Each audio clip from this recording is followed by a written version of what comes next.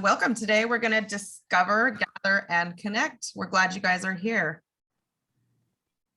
For your, when you get it in your email, you'll of course have the table of contents so you can find the content you need to research when you have questions at home real quickly. We'll just dive right in though.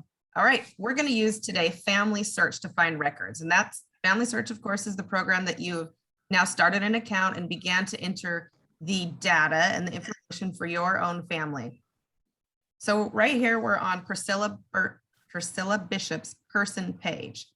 You'll notice at the right, we have the research help. And last week we talked about the hints where you can, the computer has data mined and found, oh, this person might be the right one in that census.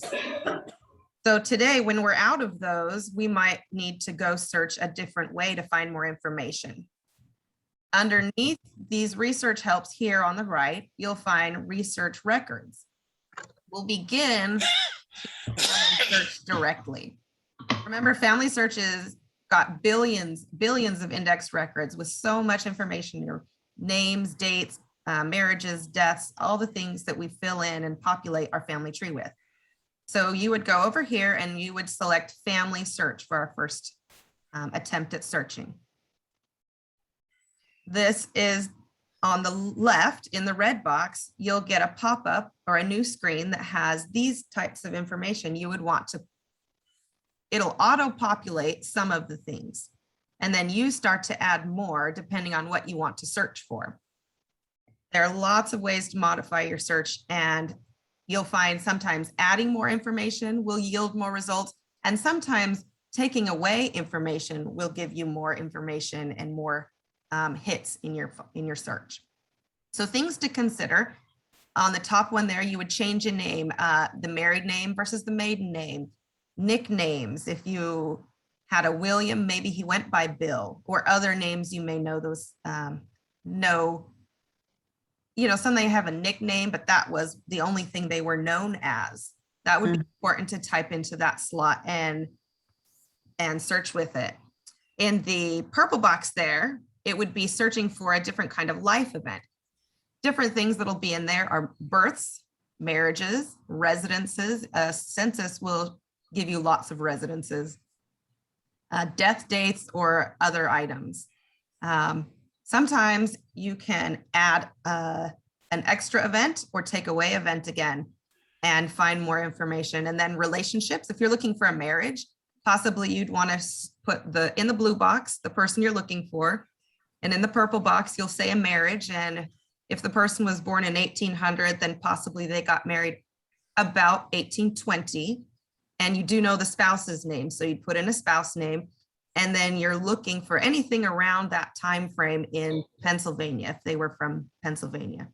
So that would help you by looking for a spouse and a marriage. You can also restrict records down at the bottom by if you know the batch or the project from where the data will come, you can get very specific. Otherwise, you can search based on the location, the state, the county, the country. Anytime you change any of that information, you can, at the very bottom, you can click a box that says match items exactly. Usually I don't do that. And then anytime you change anything at all, to get it to refresh the search, there's an update button at the bottom. You'll need to click that. It'll rerun your search with any changes you have made. So examples of how to change the search criteria. Again, we might put maiden versus married name, marriage place, England, United Kingdom, and you can put a range for the years. If the marriage was in the 1840s, then we'd put 1841 to 1845. And again, they put in a spouse's name, and don't forget to click update so it will rerun your search. Now let's say we want to search for children.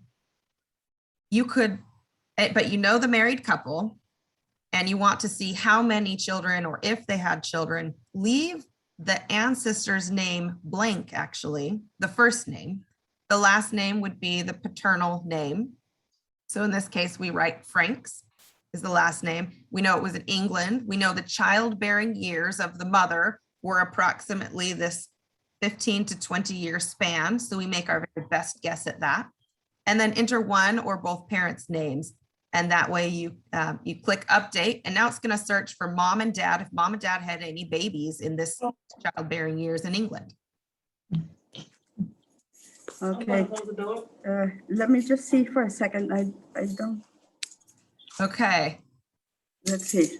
Another way to search is in with specific collections.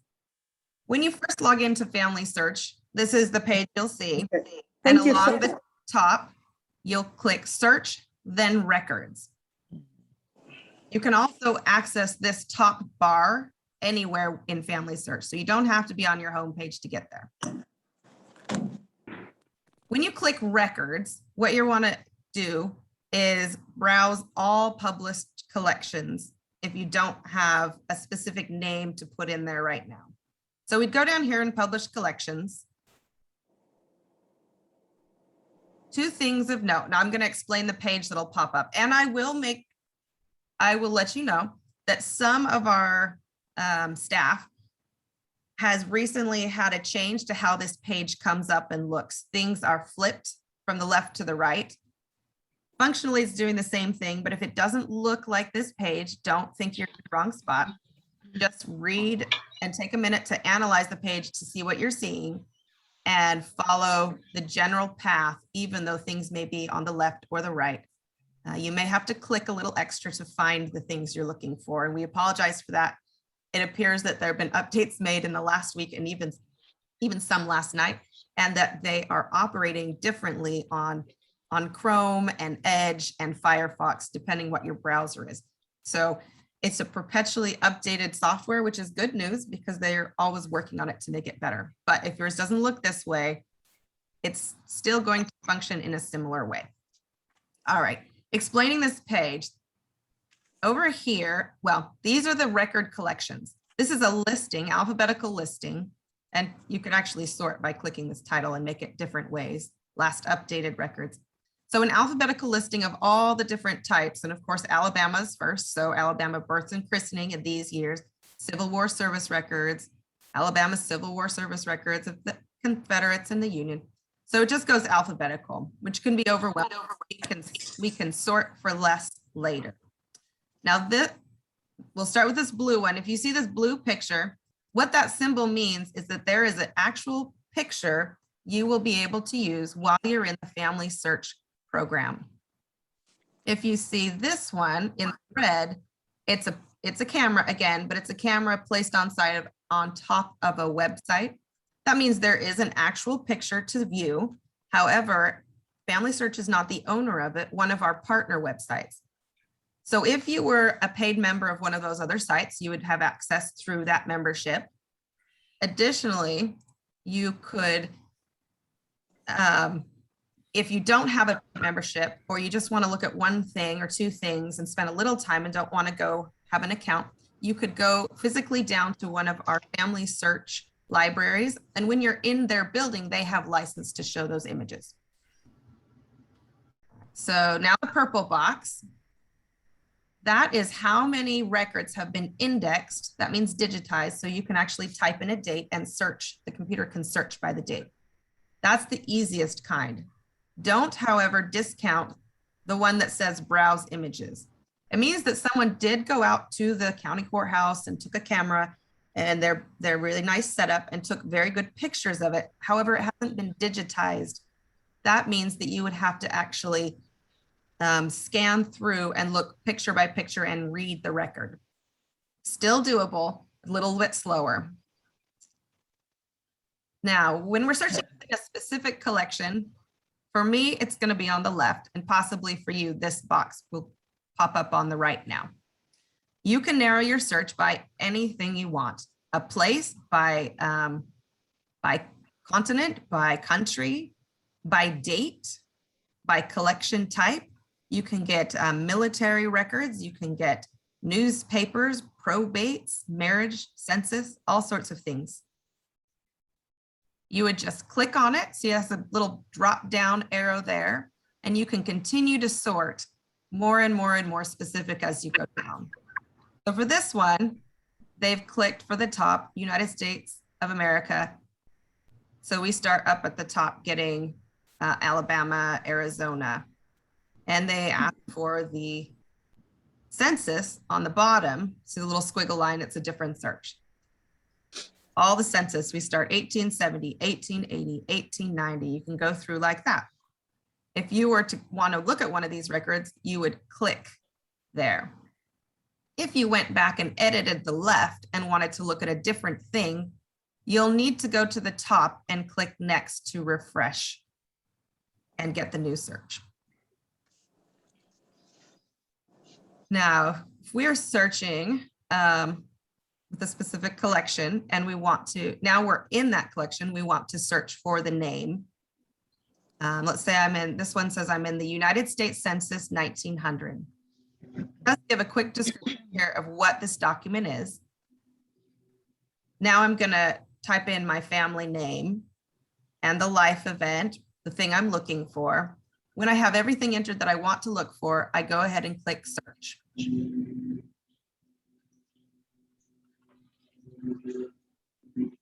In this one, remember I mentioned if there are only photos of the document and it's not been indexed yet, this is what it will look like. You still can kind of drill down and get the thing you want over here. Location, date, type of record. We update it and we get our listing. On this one here, it's the civil registration in Italy in this particular county and city. So click onto this to browse the image. The great news is a lot of them, even if it's not digitized, it's still very often, shall we say, sorted or indexed. Well, index is the wrong word in this case. It's still sort of sorted. So in this case, they said, how about the Providence Argentino? And then when you go click that, it said, okay, the local city name. So you were able to make a lot of progress still, even if you don't have it indexed by name, there's often some manner of sorting to help you get to the right picture in the record more quickly. Some collections give you more filters like this page. Once I got into that local city, they even said, here are the marriage records, here are the birth records. So you go as deep as you can, and then you start to search. When you begin to search, your actual search page will look like this bottom right. And you can see this is the handwritten notes of the marriage records. To navigate through here, at the top, you'll see you can go left and right through the images. That means page, turning the page, going left and right. You can also, once you're in the right spot, you'll probably want to zoom. So there's plus and minus, and you can go to full screen through there. When you do find the right record, this over here on the right, attached to family tree, and it's a big blue button on this page. It's fairly easy to see. If you did want to download the record so you had it on your own computer, there's a download button. You could also print it. The world is going to digital records, so unless you actually want a paper copy at your house, there's no need to print. Now that we've clicked attach to record, we get the attached to family tree pop-up box. In the title, you want to write marriage of Thomas and Anne. And any notes you would want to add. Next, you select the person. Remember, everyone has an ID number. If you know that ID number or you have copied, you can paste it right here. If you don't, you can start typing the name. And it's very, very helpful that the last several records you've been in actually are going to be at the top of your list. And you can use the scroll bar to get to actually a lot of your family names. So it's likely to be in that top of that list if it's someone you're actually actively working on. All right, so we've got Thomas and we're attaching it to Thomas. Obviously, he has a wife in this marriage record. So it's going to say, do you want to attach it to anyone else? Go ahead and click Annika. And no children yet, so we're not going to attach any of them. They're not in the marriage record. You would click next, attach it to the family tree by clicking attach. Now, Family Search, as I mentioned, we have lots of partners. Ancestry, Find My Past, My Heritage, and Geneanet. I don't know how to say those two, and Filet. They are all partners. And as I mentioned, if you don't have a membership to any of those, all you need to do is go into our free Family Search libraries anywhere. There are several in the Houston, northern Houston area that you can go into. You just need to get online, particularly with COVID. And at the very end of the presentation, I'll show you how to find that so that you can find out if and when they're open. Other helpful websites. Some of my favorites are Find a Grave and Billion Graves. And I understand we have an entire other class on one of those two today. So you can watch the videos that come out from Ms. Chelsea this week and find out more detail about them. But in short, they are two different websites where persons go out and take photos of the headstones and the graves, and then they log it with and type in the names and birth dates and death dates and save it to the internet. So you can get a lot of great information from those places, even though they're not linked in Family Search. If you're just aware that they exist, you open a new browser, a new page, type this in, Find a Grave or billiongraves.com, and search for your person in the locality that you're looking.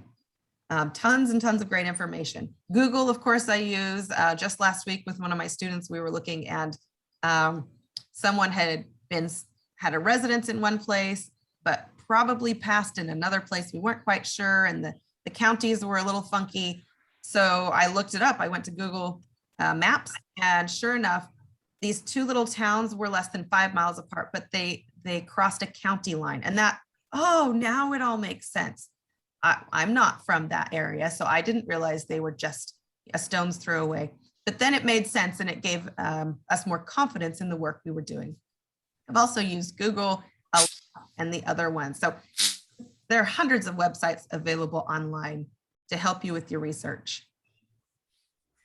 Now, let's say you found a headstone that was your family on Billion Graves. How do you attach that to your family tree?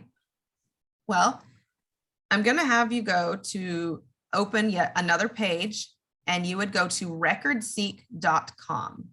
What we're going to do is use this website to capture the data you need and put it into your family tree. So what you would do to set it up, this is one time only, you go to recordseek.com.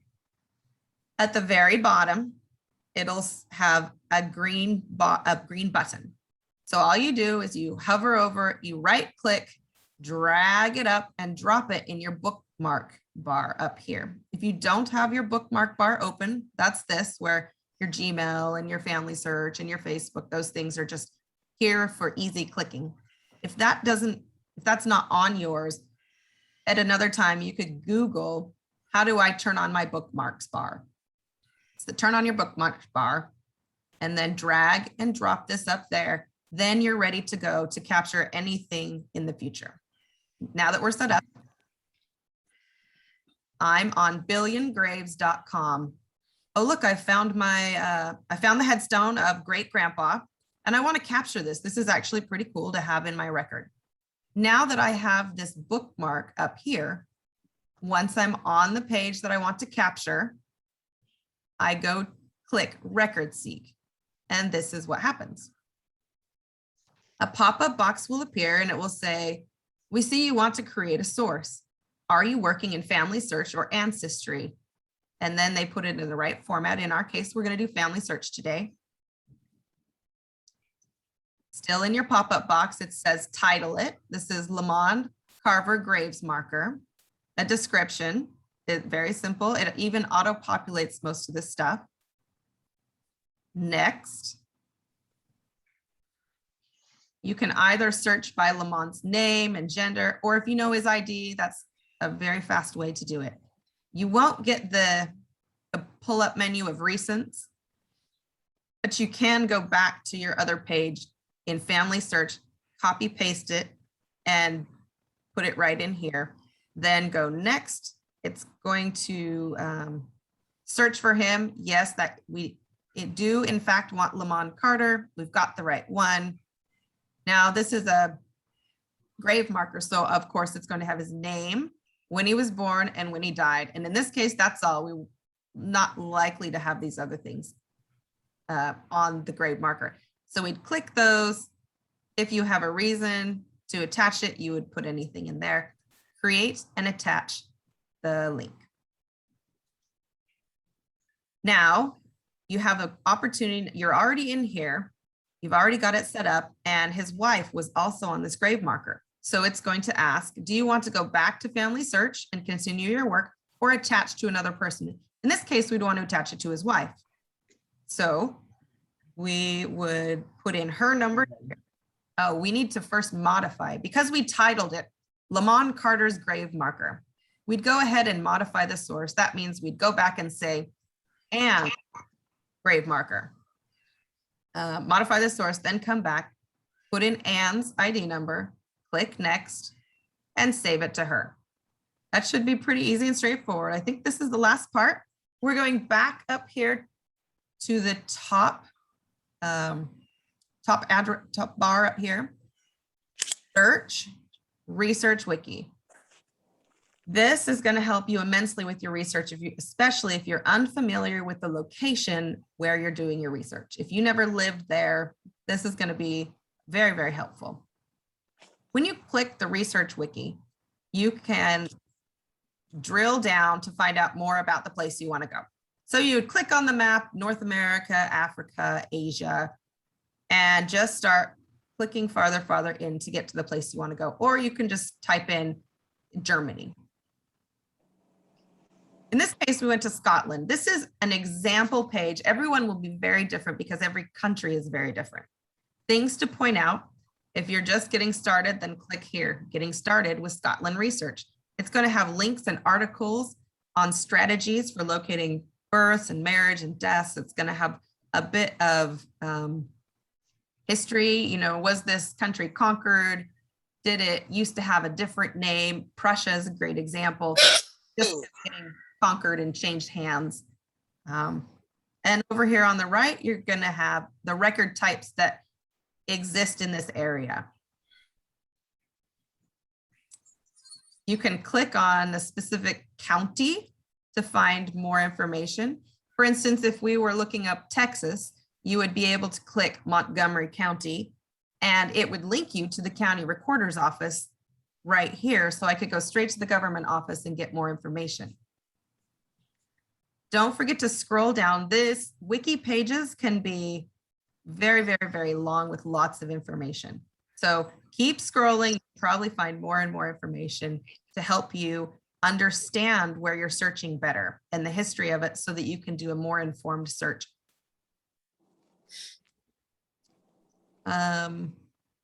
These are more examples of what you might find. Military record tips for beginners, Texas immigration and emigration, United States Census, what it's all about, African American genealogy, all of these types of things you would be able to find and learn more about how to do your research. Guided research outlines the most complete and comprehensive places to search for ancestors' records in a specific time frame and area. Not all areas are currently available, but you can, on the main page, click here and follow the guided research, find what you need. Then the last thing I told you, you could find and go into those family history libraries. When you're on your family search page, at the top, it'll have your name here, to show you're logged in. And then right here, the help, the question mark. If you click that question mark, this pops up. Go to contact us. When you click contact us, all of these options will come. You can send a message, which is a bit like an email. You can send an attachment if you're having trouble. This is going to Family Search, the main company, we should say, and someone will get to you and reply to your question. During business hours, they are located in Salt Lake City, and it's a little more than business hours, but still daytime US hours. You could do live chat, You can do a phone call. I've done phone calls so many times and they are so, so helpful. They're all volunteers and they are just there to help you. And then the last one will bring up the family history libraries where you would have access to those partner sites in your local area. And right now, I can tell you, we've got one at the Conroe Library, the one that's on I-45 at Wilson. Oh, okay. Well, there's the library up on I-45. There's the Conroe Texas Family History Center on Wilson Road in Conroe. The Klein, there's one out in Klein and there's one out in Tomball. Those are our most closest ones. Then, of course, if you wanted to do a really big trip, you could go out to Salt Lake City and just be immersed for weeks in their library there. I hope that's been helpful. Are there any questions that I can answer before you go work and get specific questions to your helpers? Thank you very much. Thank you, everyone. Yes, that was very good. Thanks. Thank you. Thank you. Thank you.